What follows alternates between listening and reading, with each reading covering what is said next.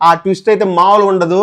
మన బ్రెయిన్ ని తీసుకెళ్లి మిరకాయ బజ్జీని వేయించినట్టు నూనెలో వేయిస్తే ఎలా ఉంటుందో అలా అనిపించింది. యో గాయ్స్, స్వామి శరణం. రవితేజాస్ ఇరుముడి. ఈ ఇరుముడి సినిమా కంటే ముందు రవితేజకు వరుసగా 6 ఫ్లాపులు పడ్డాయి ధమాకా సినిమా తర్వాత. సో ఈ ఇరుముడి సినిమా రిజల్ట్ అనేది రవితేజ కెరీర్ కి చాలా ఇంపార్టెంట్. ఇక ఈ మూవీ ఎలా ఉంది అంటే, సినిమా స్టార్టింగ్ ఒక విలేజ్ లో గవర్నమెంట్ స్కూల్లో ఒక సైకోటిక్ లేడీ క్యారెక్టర్ తో స్టార్ట్ అవుతుంది. మన ట్రైలర్ లో చూపించినట్టు స్వాసిక విజయ్ ఆ క్యారెక్టర్ ని ప్లే చేశారు. ఆ తర్వాత ఫస్ట్ హాఫ్ అంతా హీరోకి ఆయన డాటర్ కి మధ్య ఉన్న ఎమోషనల్ ని ఎస్టాబ్లిష్ చేయడానికి అండ్ ఆ స్టోరీలో ఉన్న మెనీ క్యారెక్టర్స్ వాళ్ళ నేచర్ ని ఎస్టాబ్లిష్ చేయడానికి వాడుకున్నారు. ఈ ఫస్ట్ హాఫ్ అంతా చాలా హై ఇచ్చే మూమెంట్స్ ఉండవు, చాలా ఫ్లాట్ గా ఉంటది, కానీ చాలా ఎంగేజింగ్ గా ఉంటది. ఎప్పుడు ఏం జరుగుతుందో, ఎలాంటి డిస్టర్బింగ్ ఇన్సిడెంట్స్ జరుగుతాయో అన్న tension through out first half ఉంటది. ఇక సెకండ్ హాఫ్ ఫస్ట్ 30 minutes కూడా ఫస్ట్ హాఫ్ లాగే చాలా ఫ్లాట్ గా నడుస్తుంది. అరే ఇది చేస్తున్నాడు రా బాబు అన్న టైంలో ట్విస్ట్ పడుతుంది. ఆ ట్విస్ట్ అయితే మామూలు ఉండదు. మన బ్రెయిన్ ని తీసుకెళ్లి మిరకాయ బజ్జీని వేయించినట్టు నూనెలో వేయిస్తే ఎలా ఉంటుందో అలా అనిపించింది. సో ఆ ట్విస్ట్ నుంచి కథలో చేంజ్ ఓవర్ కనిపిస్తుంది. ఆ తర్వాత ఇంకో ట్విస్ట్, తర్వాత క్లైమాక్స్ అయితే లిటరల్లీ ఏడిపించేసాడని చెప్పొచ్చు. థియేటర్ నుంచి వచ్చే ప్రతి ఆడియన్స్ కంటి తడితోనే బయటకు వస్తారు. ఆ రేంజ్ లో వర్కౌట్ అయింది క్లైమాక్స్. ఈ ఎంటైర్ మూవీలో నాకు బాగా నచ్చిన పాయింట్ ఏంటంటే, అమ్మాయిలు ధైర్యంగా ఉండాలి. ధైర్యంగా ఉండడం అంటే ఎలా? ప్రేమించిన అబ్బాయిని మోసం చేయడంలోనో, లేదా హస్బెండ్ ని చంపేయడంలోనో, లేదా పేరెంట్స్ ని టార్చర్ చేయడంలోనో కాదు.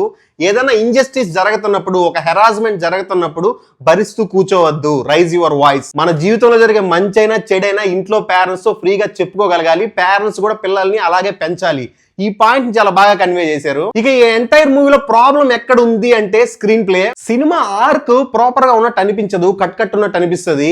సినిమా మొదలైనప్పటి నుంచి ఒక ఇన్సిడెంట్ జరగగానే ఇక్కడ నుంచి మెయిన్ పాయింట్ జరుగుతుంది అని అనుకుంటాం, కానీ జరగదు. ఆ తర్వాత ఇంకో ఇన్సిడెంట్ జరుగుతుంది, పోనీ ఇక్కడి నుంచి జరుగుతుంది అనుకుంటాం, అక్కడి నుంచి కూడా జరగదు.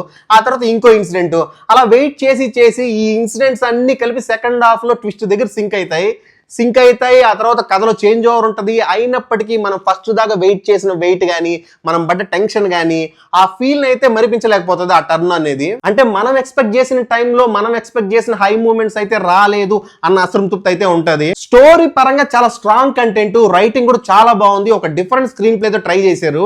ఈ డిఫరెంట్ స్క్రీన్ ప్లే అనేది డైజెస్ట్ అవడానికి కొంచెం టైం పట్టొచ్చు, కొంతమంది వర్కౌట్ కాకపోవచ్చు కూడా. ఫర్ ఎగ్జాంపుల్ క్లైమాక్స్ లో వచ్చే ఆ ఎమోషనల్ సీక్వెన్స్ ఏదైతే ఉందో, అది మామూలుగా మనం ప్రీ క్లైమాక్స్ లో ఎక్స్పెక్ట్ చేస్తాం, ఎందుకంటే ఆ తర్వాత వచ్చే యాక్షన్ ఎపిసోడ్స్ మీద మంచి ఇంపాక్ట్ ఉంటుందని.